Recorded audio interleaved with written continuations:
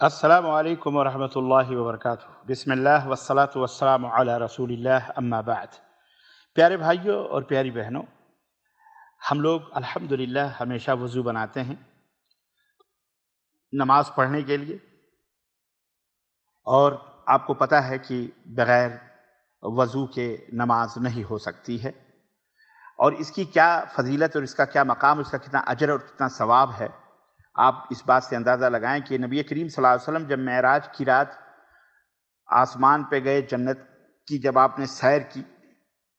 اور جنت کے گلیاروں کی سیر کر کے جب آپ واپس آئے تو حضرت بلال حبشی سے کہنے لگے کہ اے بلال، جب میں جنت کی سیر کر رہا تھا تو میں اپنے آگے آگے تمہارے چلنے کی قدموں کی آہٹ سن رہا تھا، تم کیا کر رہے ہو، کیا عمل کرتے ہو؟ تو حضرت بلال رونے لگے اور انہوں نے کہا کہ اللہ کے نبی، میرا کوئی اور عمل تو نہیں ہے، بس یہ ہے کہ جب میں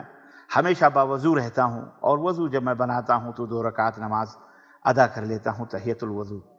تو باوضو رہنے کا یہ مقام اور یہ فضیلت اللہ کے نبی نے یہ بتلائی کہ جنت میں بھی پیارے آقا نبی کریم صلی اللہ علیہ وسلم کے آگے آگے غلام چل رہا ہے، یہ رتبہ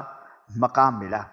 آئیے نبی کریم صلی اللہ علیہ وسلم کی ایک حدیث صحیح مسلم کے حوالے سے، حضرت عقبہ بن عامر الجہنی رضی اللہ تعالیٰ عنہ اس حدیث کے راوی ہیں، لمبی حدیث ہے، میں اس کا ایک ٹکڑا آپ کی خدمت میں رکھتا ہوں کہ آپ فرماتے ہیں کہ اللہ کے رسول صلی اللہ علیہ وسلم نے فرمایا کہ ما منکم من احد یتوضع فیبلغ او فیسبغ الوضوء ثم يقول اشهد ان لا اله الا الله وان محمدا عبد الله ورسوله الا فتحت له ابواب الجنة الثمانية يدخل من ايها شاء، رواہ مسلم۔ کہتے ہیں کہ نبی کریم صلی اللہ علیہ وسلم نے فرمایا کہ تم میں سے جو کوئی وضو کرے اور اچھی طریقے سے وضو کرے اور وضو کرنے کے بعد پھر یہ کلمہ پڑھے کہ اشہد ان لا الہ الا اللہ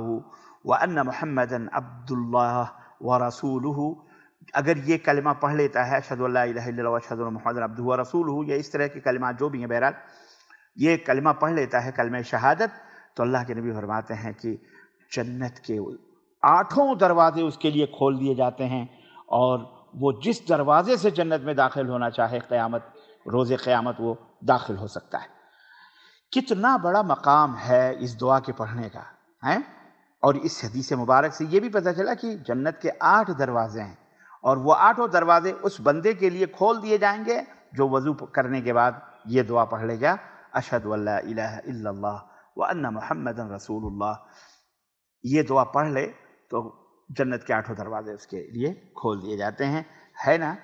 کتنی پیاری حدیث ہے، اور حدیثیں تو ساری پیاری پیاری ہوتی ہیں۔ اللہ ہم سب کو عمل کرنے کی توفیق عطا فرمائے، ہم خود بھی عمل کریں، اپنے بیوی بچے آل اولاد کو بھی ہم عمل کرنے کے لیے اسے فارورڈ کریں، اس بات کو بتائیں، خود بھی بتائیں، سکھائیں، تاکہ اس کا اجر بھی مرنے کے بعد ہم کو ملتا رہے۔ حوالے بچوں کی، اپنے بہن بیٹیوں کی، اپنے آل اولاد کی ہم اسی سے تربیت کریں۔ اللہ ہمیں اور آپ کو کہنے اور سننے سے زیادہ عمل کرنے کی توفیق عطا فرمائے، آمین یا رب العالمین۔ وصلی اللہ علی نبینا محمد وعلی آلہ وصحبہ اجمعین، والسلام علیکم ورحمۃ اللہ وبرکاتہ۔